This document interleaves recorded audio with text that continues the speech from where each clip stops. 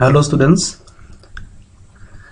we are discussing Unit 11, that is alcohols, phenols and ethers. So in our today's class, we will discuss chemical reactions of ether. So before going to chemical reactions of ether, let us take a revision of different topics that we have discussed in our last class. So in our last class we have came to know what are ethers.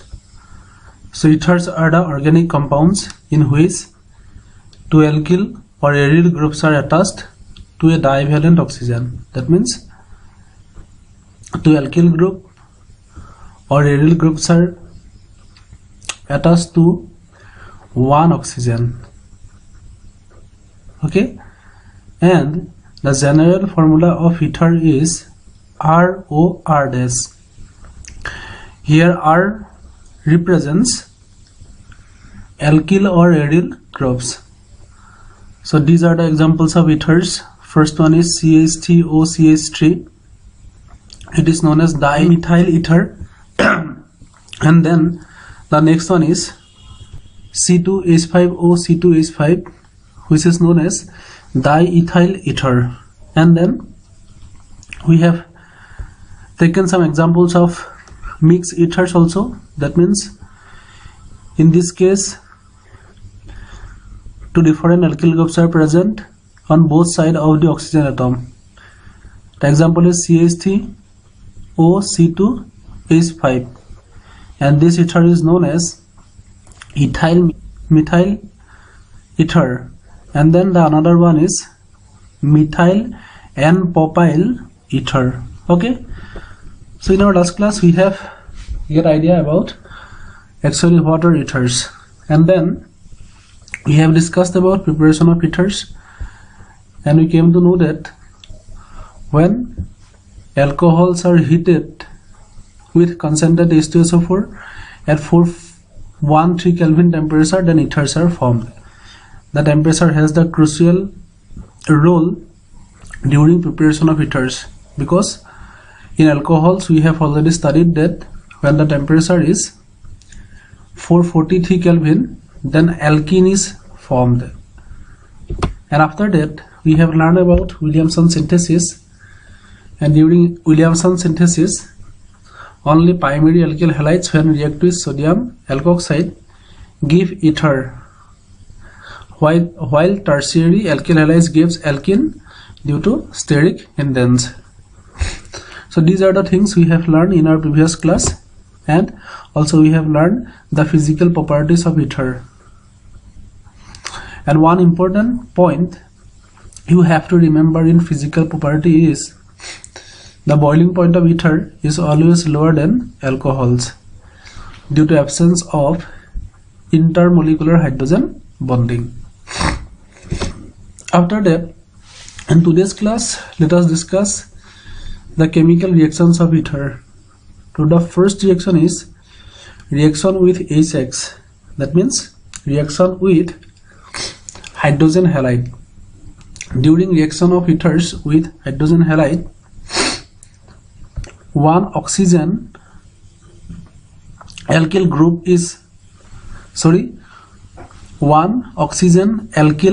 bond is break to give alkyl halide and alcohol.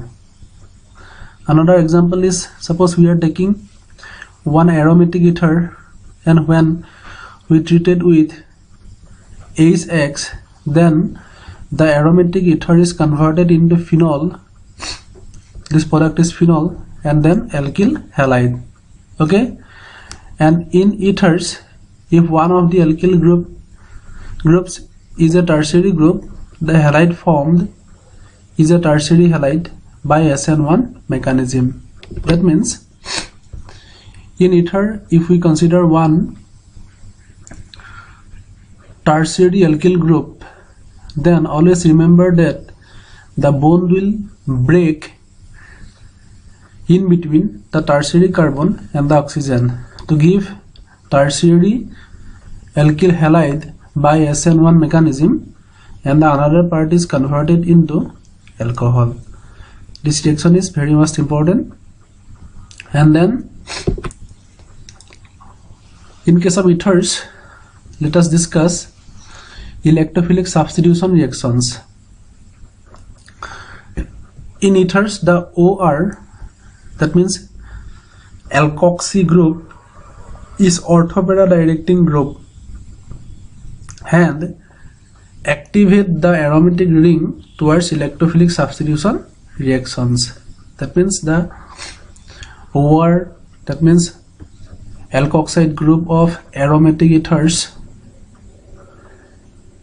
is orthopara directing, and that group activate the aromatic ring towards electrophilic substitution reactions. So these are some examples of electrophilic substitution reactions of ether. First one is, we are taking the reactant as anisole.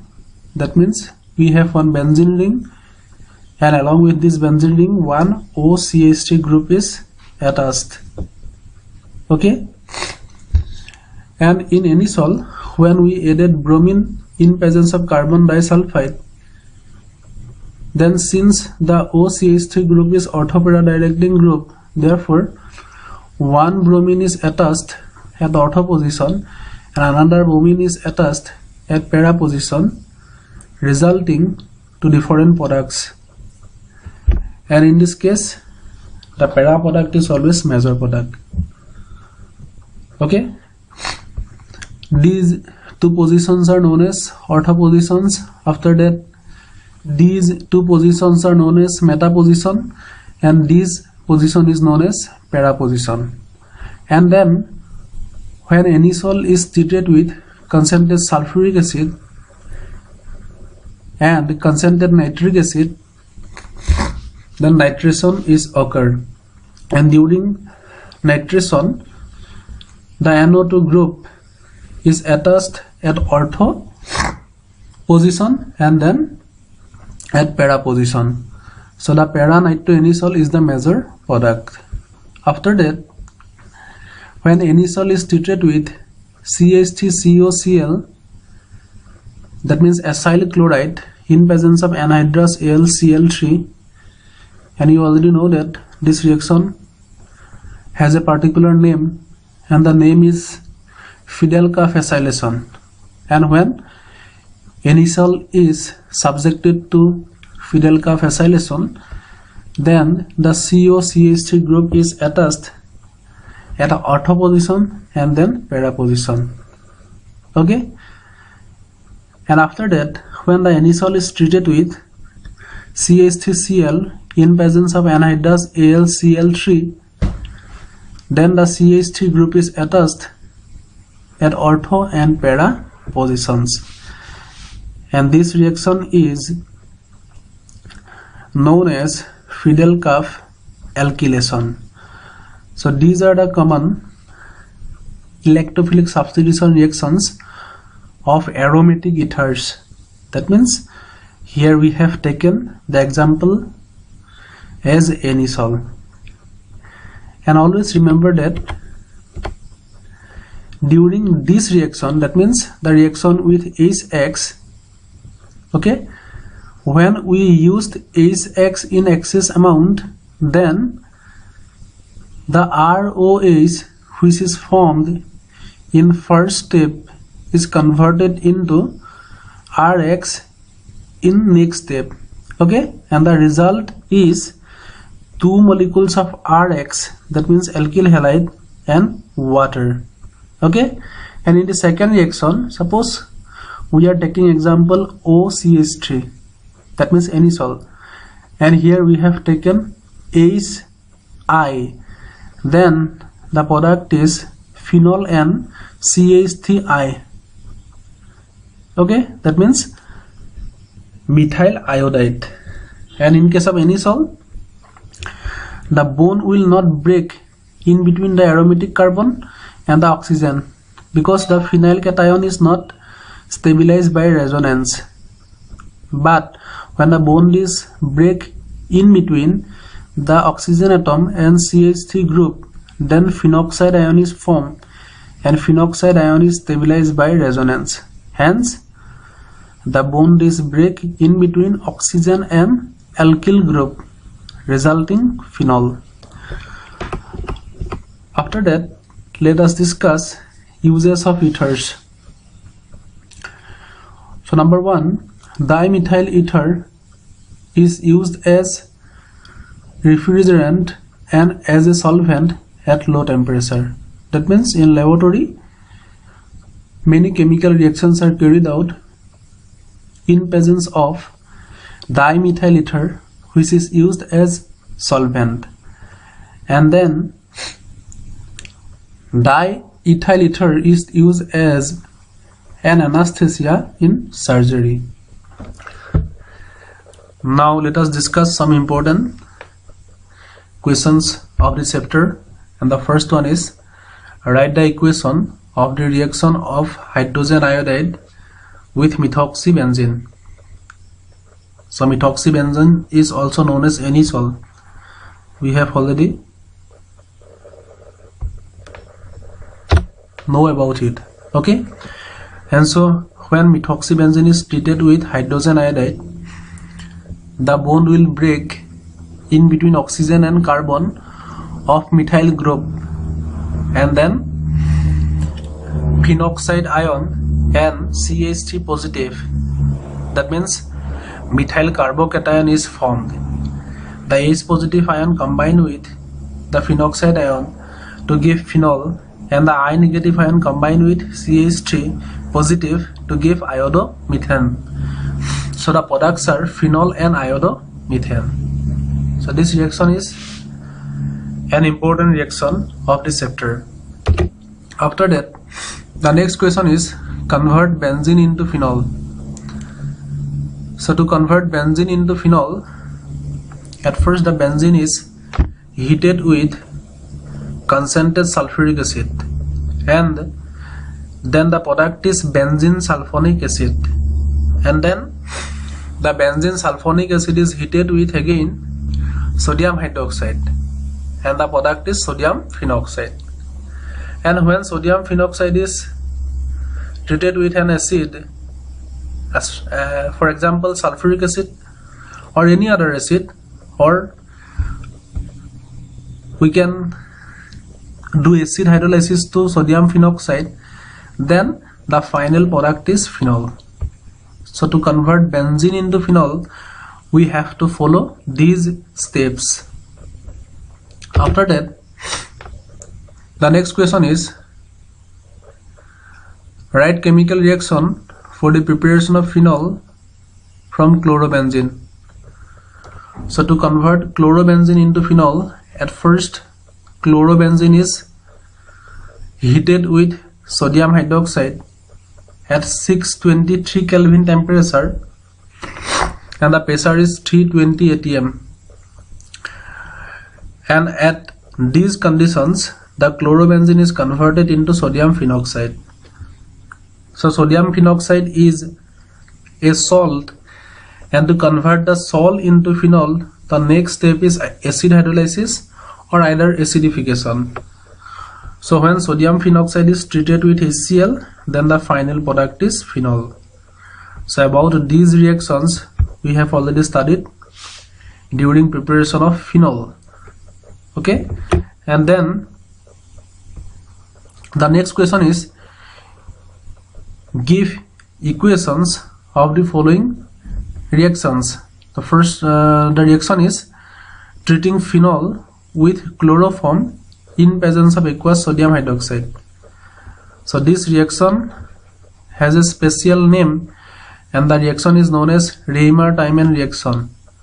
So when phenol is treated with chloroform in presence of aqueous sodium hydroxide, then at first an intermediate is formed. That means CH-Cl true group is introduced at ortho position, forming a salt, and after again the intermediate react with sodium hydroxide, and then the CH-Cl true group is converted into CHO. Okay, and then during acidification, the final product is salicylaldehyde. Okay, so this one is salicylaldehyde and the final product is this one. Okay, so this reaction has a special name and the name of the reaction is Reimer-Tiemann reaction. And then the next question is write structures of the products of the following reactions. So we have CH3 CH double bond CH2, that means we have propene, and the propene is treated with water in presence of an acid, which is known as acid hydrolysis of propene. And during acid hydrolysis of propene, the product is propane 2-ol. That means the water will break to form H positive and OH negative. The H positive will attach with this carbon, that means the carbon having higher number of hydrogen atoms, and the OH negative will attach with this carbon, that means the carbon having lower number of hydrogen atoms. And this rule is known as Markovnikov's rule, and you have already studied in class 11. So the final product is propane 2-ol. So in our today's class, we have studied chemical reactions of ether. First reaction is reaction with HX, and after that we have studied electrophilic substitution reactions of ether. So that's all for today's class. Thank you. In our next class, we will start a new chapter, that is chapter 3, electrochemistry.